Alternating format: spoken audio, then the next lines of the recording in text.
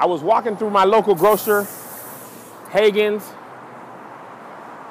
and I walked down the baby aisle, and I began to thank God because I don't gotta buy diapers no more.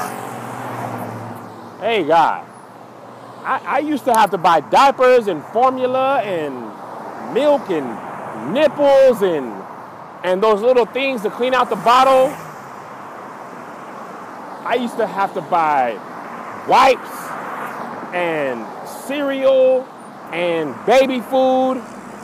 And I just began to thank God that I don't got to go down that aisle no more. Hey, because all the baby stuff is expensive. And you know what? We got to thank God for everything.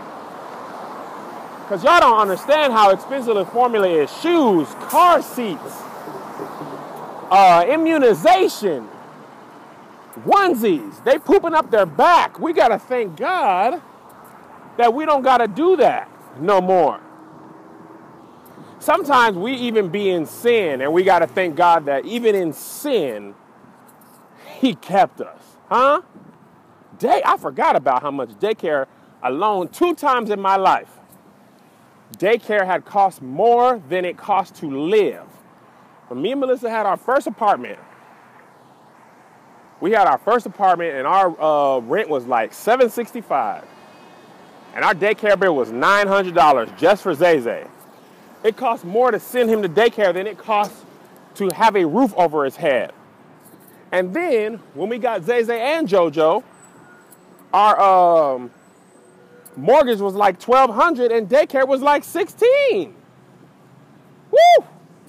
And we thank God. But the point I wanted to get to is sometimes even in sin, things we do wrong, God still keeps us. You was out there fornicating and sinning, and she got pregnant, and you were like, oh no, the baby might be mine. The baby could be mine. But the baby was someone else's. And you deserve that baby. Huh? You deserve that baby being yours because you was in there and you was fornicating and you was wrong. And you deserved every cry. You deserved every daycare bill. You deserved every bottle of formula wasted when the baby is hungry and it takes only a sip of the bottle and then falls asleep. And then you can't even use that bottle no more because it doesn't sat out. And you just looking at the baby like, I love you, but why'd you waste a full bottle of milk? That's basically like $3 a bottle. You don't even have to go through that.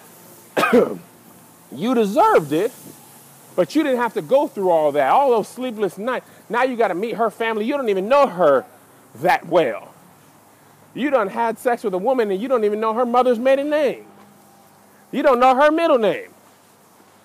We be out here auditioning mothers and we ain't even know their credit score. What your credit look like? I'm going to put my body inside of your body, but I don't even know how your revolving loans are doing.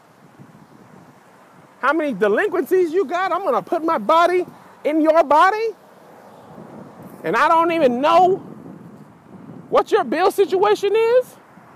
I don't even know that you do this in the morning. I don't even know that you do that. But I'm going to put my body in your body. And you're going to be hungry. Y'all auditioning mothers and she ain't even qualified to be your girlfriend yet. Huh? You trying to make her your child's mother and she ain't even qualified to be your girlfriend. She don't even know your mama. She ain't tasted your mama's greens. But you try to audition her to be a mother. But God allows you the opportunity to walk away from the sin and the consequences that you deserve. And sometimes we just got to thank God, huh? Because his grace is sufficient. And I got this example for grace, and it makes the most sense to me, huh? All but the grace.